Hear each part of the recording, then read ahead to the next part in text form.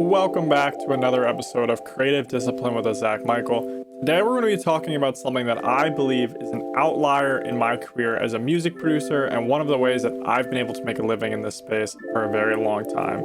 And it's a practice that I believe more producers should implement. And that practice is producers should try to become the placement, right? In the music business, most producers kind of work behind the scenes, chasing artists to get songs, chasing brands to the ability to pitch their music and stuff like that. Now, don't get me wrong. I collaborate with artists and do want to get placements with every single artist out there. I love making music across all genres.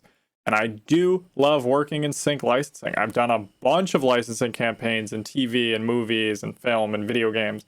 And I love doing that type of stuff. But the chase is where so many people get caught up in. And I believe that while those collaborations with brands and other artists can be super fruitful and lucrative, there's another path to success that can typically give you creative freedom, much more flexibility, and the most important one to me, which is control. That's becoming the placement, right? The reason I focus so much on control when it comes to a music career is if you are trying to build a business in music, you need to treat music like a business. And when you are launching a business, you want to have as much stuff in your control so luck is not the factor, right? And when you become the placement as a producer, you shift your focus from relying on others to creating music that stands on its own, right? This can be done in a lot of different ways. For instance, I do it through instrumental projects, right? I have multiple very successful instrumental projects across different genres. Sleeping Shark is a lo-fi project of mine. It's garnered millions of streams. It's opened up a lot of doors for me in sync licensing. It has opened up a lot of doors for me to collaborate with other artists, both in the lo-fi space and outside of it. And it's just been a very lucrative aspect to my career, right? And I control the output of the music that I release on my instrumental projects. With that being said, there's other ways to become the placement. You can collaborate with vocalists and create compilation albums, or even have your own singles featuring vocalists. Or if you have a good enough voice, you can become the placement and become the artist and rap or sing on your own instrumentals or on someone else's and still become the placement, right? Personally, I like instrumental music as one of the key strategies here, and I'm going to kind of talk about some of the benefits of that and why I advise it, right? The thing that I like most about instrumental music is that I can showcase all my skills as a musician and as a music producer, playing multiple instruments and things like that, and I can attract listeners without needing a vocalist, right? Working with vocalists is awesome, and there's pros and cons to doing that. The benefit of the instrumental stuff is that it only relies on me because I'm not a vocalist, but I am a very capable instrumentalist. So I can create my own instrumental music much more faster and much more efficiently, and there's a lot less waiting, right? I also like instrumentals because they're highly versatile. You can create a lot of different styles of instrumental tracks. I do a lot of stuff in the lo-fi space and the jazz space, but I also have rock projects and ambient music and a bunch of other different things like that, right? I also like instrumental music because it can be useful for sync placements, whether it's film, commercials, video games, etc. And an instrumental project allows me to grow a unique sound or brand. For instance, my instrumental project, Sleeping Shark, has become a brand in its own right. And I like having those different brands and different aliases and artist projects. I think that's really cool.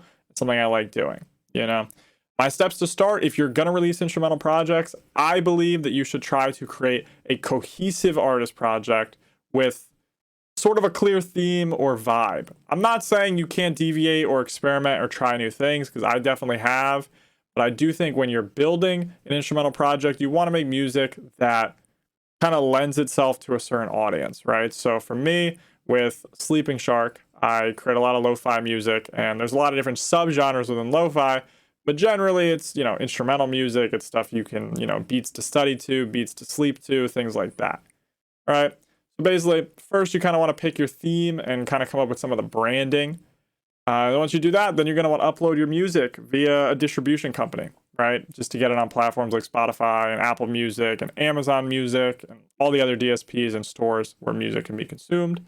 And once that's done, I recommend promoting your music through curated playlists, social media, you know, word to mouth. If you can have, collaboration be an aspect, etc. All these things are great, good ways to promote your music. And a tip I have is, if you're going to release instrumental music frequently, instead of promoting your individual track, promote a playlist full of your own music. You can obviously mention like, hey, I have a new song, but when you link someone the song, link the playlist with the new track on the top. I think this is important, especially in the instrumental space, because most people listen to a bunch of instrumentals back to back to back. It's a bit more passive listening.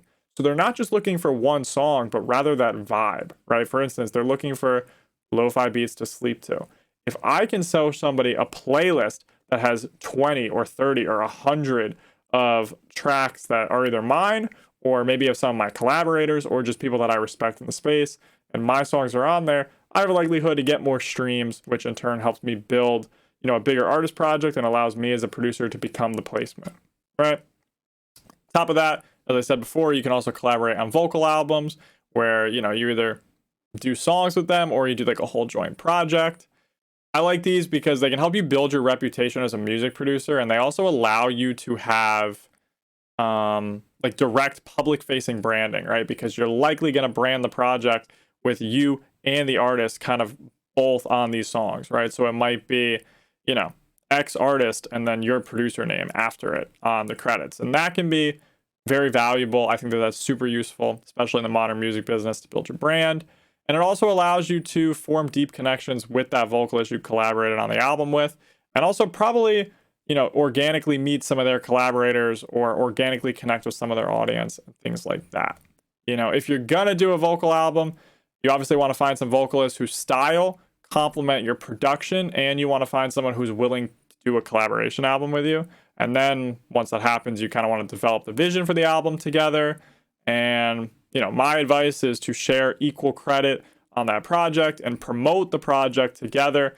If two of you guys are working harder to promote it each, that can be very valuable, right? Like if you have a team of people promoting it, whether it's you and one other person or 10 people or however many people, that can be a lot more valuable than you just trying to do it all yourself, But also, you can release stuff under your own name with just you, right?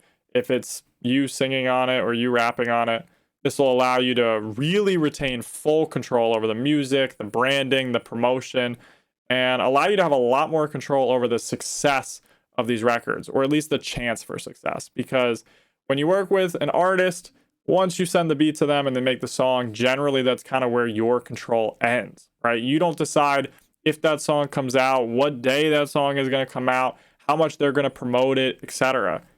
But if it's your song and it's your vocals and you're the only one involved, I mean, you have full control over all of that stuff, right? I think that can be super useful, And I believe this approach has worked very well.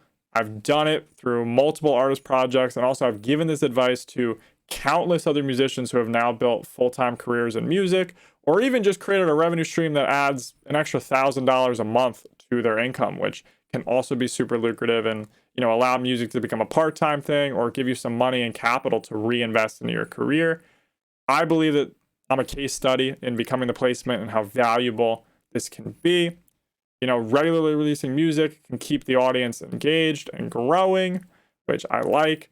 And by controlling my output of music, like how much I release and things like that, and my creative direction, I don't have to rely solely on other people for placements, right? I do work with other people, and I love being a part of other people's albums, but I'm not reliant on that to maintain a full-time career in music. And I think that is very valuable and something more people should do, Having that creative freedom, having the financial independence, because I own the bulk of my masters, I own the bulk of my publishing rights, it allows me to maximize those revenue streams, And also, because I've built this catalog of music, I've actually gained a lot of respect from peers and gotten a bunch of industry recognition from people. And that's allowed me to, get in conversations that maybe I wouldn't have gotten if I didn't have my own catalog of stuff.